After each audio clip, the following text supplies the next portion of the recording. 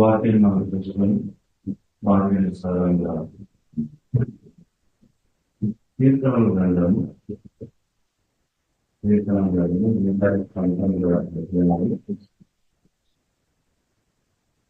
యాభై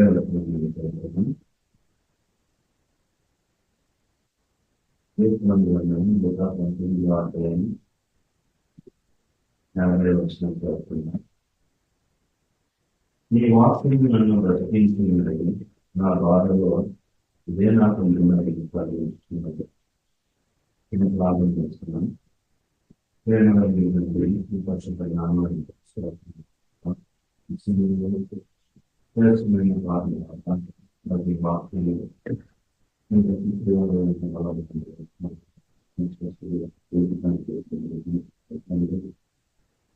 నీ వాక్యాన్ని అది మమ్మల్ని బ్రతికించడం మమ్మల్ని కలిగేసేది మాకు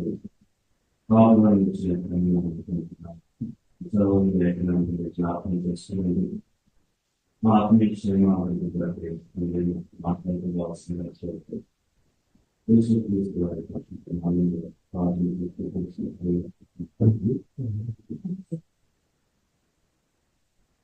ఈ అధ్యయనం కూడా దేవునికి వాక్యం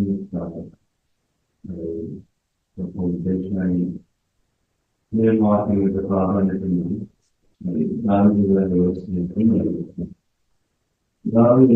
జీవితం మరి ఒక మంచి లక్షణానికి కొన్ని విషయాల్లో ఏర్పడే కొన్ని లక్షణాలను మనం చూసినప్పుడు మరి నేను ఒంటి పిచ్చుకున్నాను. మరి శ్రమలు కానలేక ఒకవేళ నాకు ప్రయత్నం ఉంది ఎలా నేను ఎగిరిపోయింటే బాగుండేది అనేటువంటి వచనాలను ప్రయాణం జరిగింది.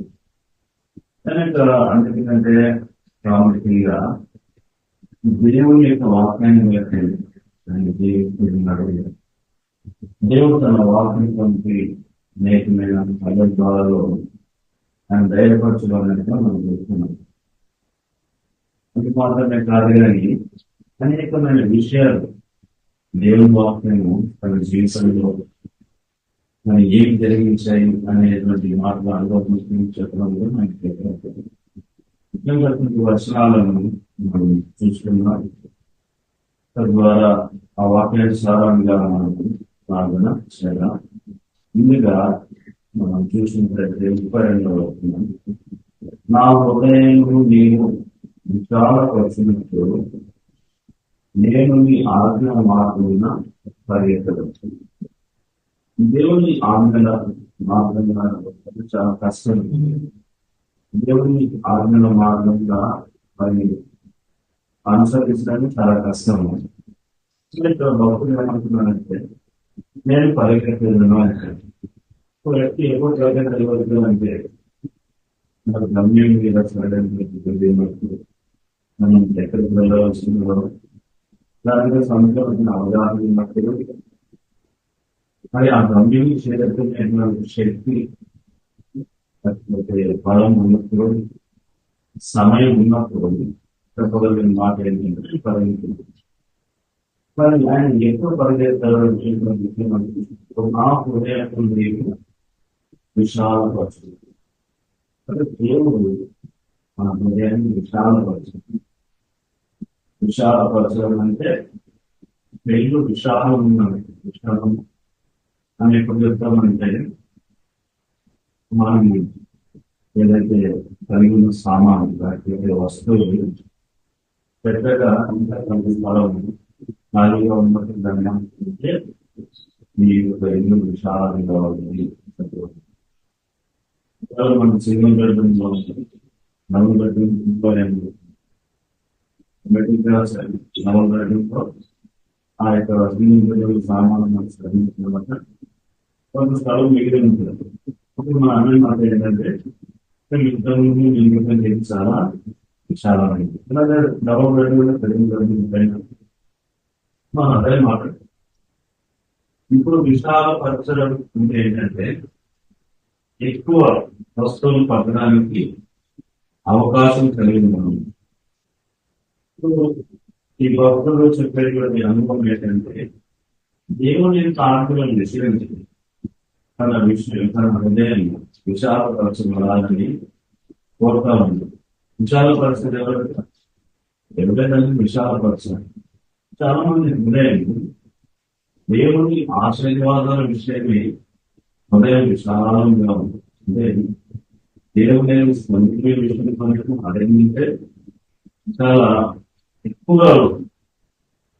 అయితే దేవుని ఆజ్ఞ అనుసరించే విషయం వచ్చేసరికి మన హృదయం ఎలా స్పందించడమే ఉంటుంది. తక్కువగా మరి ఆయన ఆజ్ఞలకు అవకాశం ఇచ్చేది, తక్కువగా మరి పట్టణాన్ని ఆత్మలను ఇచ్చేది. సో ఇక్కడ దైవజనం ఏమంటుందంటే నీ ఆత్మ విషయమే నా హృదయాన్ని విశాలించు. అంటే దేవుని యొక్క వాక్యం బైబిల్ గ్రంథంలో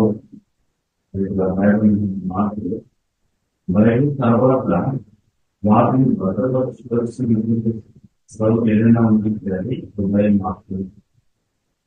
సాధారణ ఇప్పుడు దుబాలో గొడవ ఉంటుంది, బ్రెయిన్ లో ఉంటుంది, అలాగే మన ఫోన్ లో ఉండొచ్చు, మన సైడ్ మీద రాసుకుంటారు. ఆ విధాలుగా కంటిన్యూ వాక్యం ఉంటుంది, చూడలో వాక్యం ఉంటుంది, అలాగే నోట్ మీద వాక్యం ఏ వచ్చిన అలాగే బ్రెయిన్ మీద కూడా వాక్యం ఉంటుంది. కానీ వాక్యం ఉండవలసిన సమయం ఎందుకంటే హృదయంలో పాపం ఉంటుంది కాబట్టి వాక్యం హృదయంలో ఉన్నప్పుడు పాపానికి ఆశ్రయాలు. కనుక మన యొక్క ప్రార్థన ఈరోజు ఏం ఉండాలంటే ఈ వాక్య విషయమై నా హృదయాన్ని విశాలం. దేవుని నుండి మనం నేర్చుకోవాల్సిన సంగతులు అలా ఉన్నాయి. మన హృదయం విశాలపరచబడినప్పుడే మనకి వాటిని నేర్చుకోవాలి. ఒక వ్యక్తికి మరి ఆహారం పెట్టాలంటే సిద్ధపడాలంటే ఆకలి ఉండాలి. ఆకలి లేనప్పుడు ఇంత రుచికరమైన ఆహారం పెట్టిన ప్రయోజనం లేదు. అలాగే దేవుడు వాటిని కట్టాలి. ఆకలి కలిగి ఉన్నప్పుడు మన హృదయాన్ని దేవుడు విశాలపరుస్తుంది. తద్వారా మనం ఆ ఆజ్ఞలను ఎప్పుడైతే మనం స్వీకరిస్తామో మనం దేవుని ఆజ్ఞ పరిగెత్తే వాళ్ళు. కనుక ఎంత దినాల్లో దేవుని వాక్యం పట్ల ఆసక్తి కొనుక్కోకుండా దేవుని ఆత్మ విషయంలో మనం పరిగెత్తే వారిగా ఉండాలి మన ప్రార్థన. అందుకే పౌలు గారు అంటారు, నేను గురి చూడడం వల్లే పరిగెత్తడం లేదు, నేను దేనికి మాత్రము పరిగెడుతున్నాను, మరి బహుమానం ఉండవాలని పరిగెత్తుతున్నాను. కనుక మనం దేవుని ఆశ్రయించిందని పరిగెత్తే వారిలో ఉంటాం. తర్వాత మరొక మాట్లాడానికి మనం చూద్దాం. 25వ వర్షంలో నా ప్రాణం మంటిని కట్టుకోవాల్సిందని ఈ వాక్యం చేత నన్ను బ్రతికించింది. నా ప్రాణం మంటిని కట్టుకుంటున్నాను. మంటిని అంటే ఆల్మోస్ట్ మరణ స్థితికి వెళ్ళిపోయేటువంటి పరిస్థితి. నా ప్రాణం మంటిని దిగజారి అలాంటి పరిస్థితుల్లో కూడా దేవుని వాక్యం మరి మనం వర్తిస్తుంది. కానీ కొన్ని సమయంలో ఆక్రమించిన మీరు జీవితాలు కలిగిన పరిస్థితి ఏంటంటే తెలియదు. కానీ మంటికి మరి అనుకున్నటువంటి పరిస్థితిని ఉన్నట్లయితే దేవుడు వర్తిస్తారు అని 39వ అంటాడు, మీ న్యాయములు ఉత్తములు, నాకు భయం పుట్టిస్తున్న నా అవమానమును కొట్టివేయి. నాకు భయం పుట్టించుచున్న నా అవమానము కొట్టివేయను. అంటే మనకు భయం కలిగించేటువంటి విషయాలు అనేక మన చుట్టూ పుట్టించుకుంటాడంటే ముందు లేవు.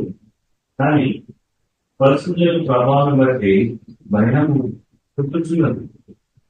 అయితే నా అవమానము కొట్టివేయను.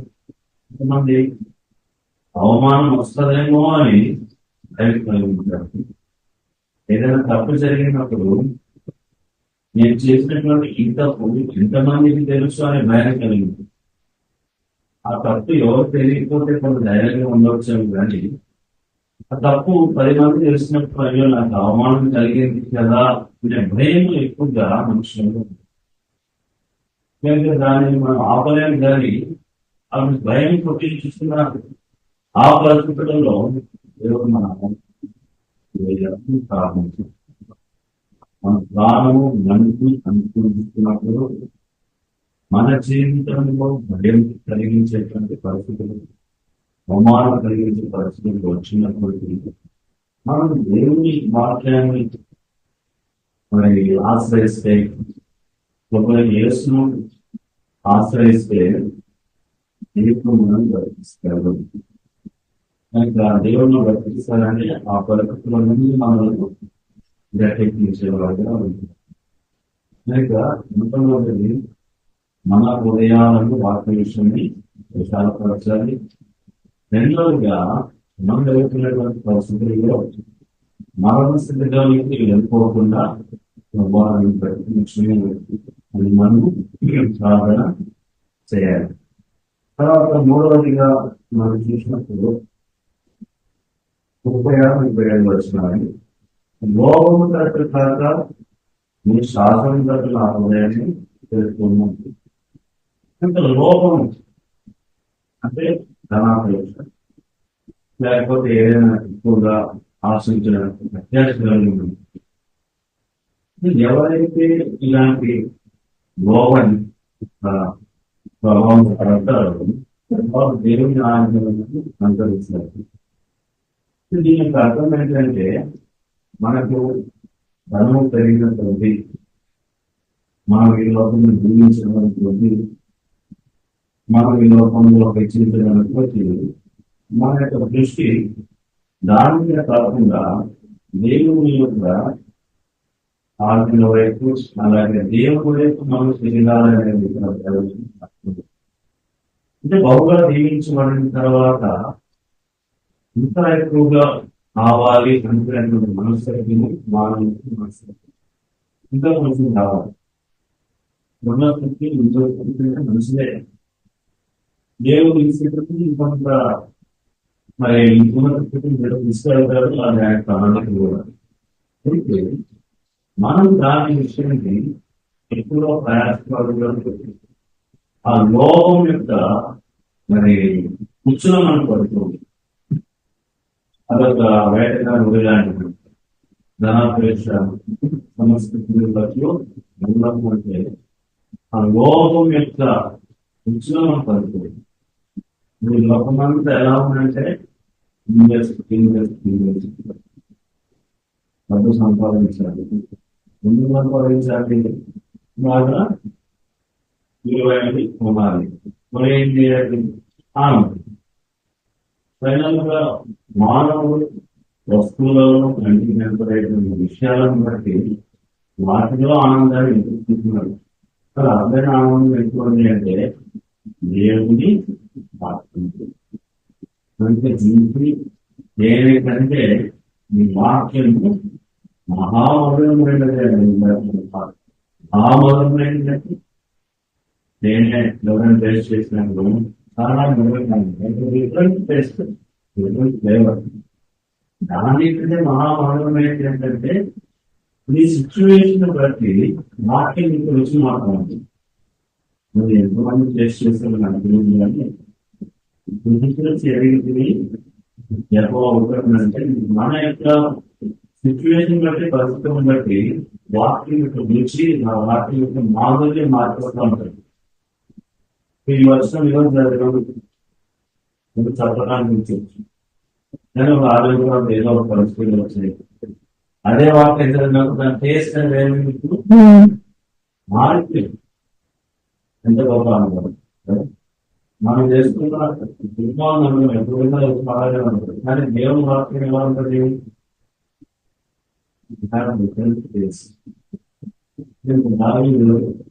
ఎన్నోసార్లు అనుభవాన్ని పరిస్థితులు వచ్చాయి. మూడోది ఏంటంటే లోపం ఉంటుంది, ధనాపేక్ష లోక పోకల వైపు, లోక ఆశల వైపు, లోకము పరిగెత్తే దిశగా మనం పరిగెత్తకుండా దేవుని ఆనందం పరిగెత్తాలి. మరి మూడవ విషయంలో రెండవ భాగం మనం చూసినటువంటి ప్రయోజనం వ్యర్థమైన వాటిని చూడకుండా నా కన్నులు నెట్టివేయము. వ్యర్థమైన వాటిని చూడకుండా నా కన్నులు తెరివేయము. కానీ వ్యర్థమైన వాటిని అంటే మనం లోపల మనం కంట్రోల్ చేసుకోవాలి. ఆ కంట్రోల్ ఎక్కడి నుంచి వచ్చిందంటే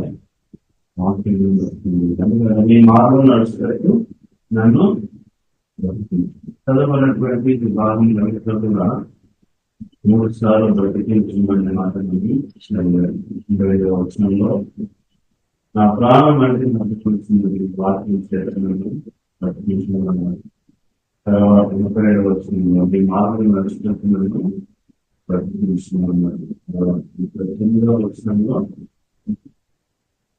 40వ వచనంలో నీ ఉపదేశంలో నాకు అధిక ప్రేమ నీతిని బట్టి నన్ను దేవుని ఉపదేశాలు మనకి ఏంటంటే అధిక ప్రియమైన దేవుని వాక్యం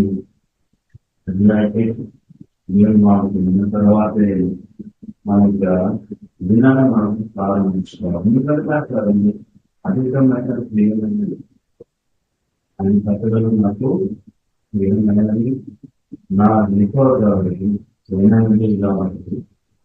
మనం వాక్యాన్ని ఇంత అధికంగా ప్రేమించాలి. ఇలా ప్రేమించిన వాడు ఎలా ఉంటారంట? 30వ వచనంలో నీవు ఇచ్చిన వాక్యం మనుషులలో ఉద్దేశిస్తుంది, నీ సేవకుడికి దాన్ని దేవుని వాక్యం దేవుని పట్ల భయాన్ని, ఆ భయాన్ని సంపద జ్ఞానం మూలమవుతుంది. అధ్యాయులు దేవుని వాక్యం యొక్క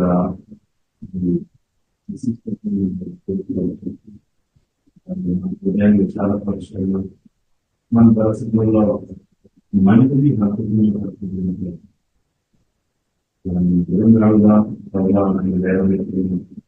నా అవమానాన్ని ప్రతివేది పడుకోవాలని జయించబడిన తర్వాత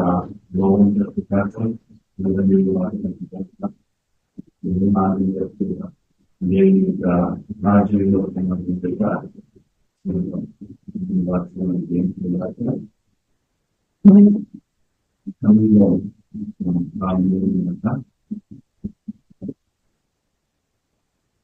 ప్రార్థన చేస్తున్నాం.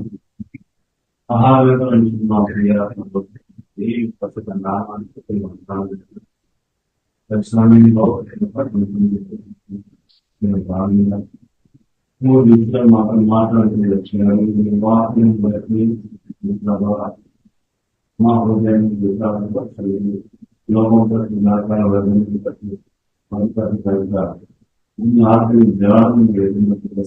చేయండి. మరి మా ప్రాణములు మనకి పట్టుకుంటుంది ప్రభావ మా కలిగి భయం తొలగించి మరి చేతులంటే ప్రభావ ఆశీర్వదించండి.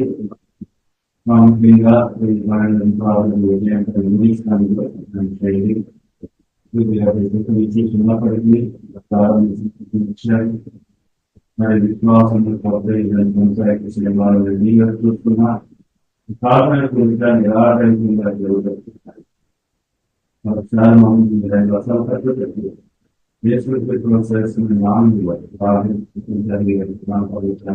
ఆమేన్.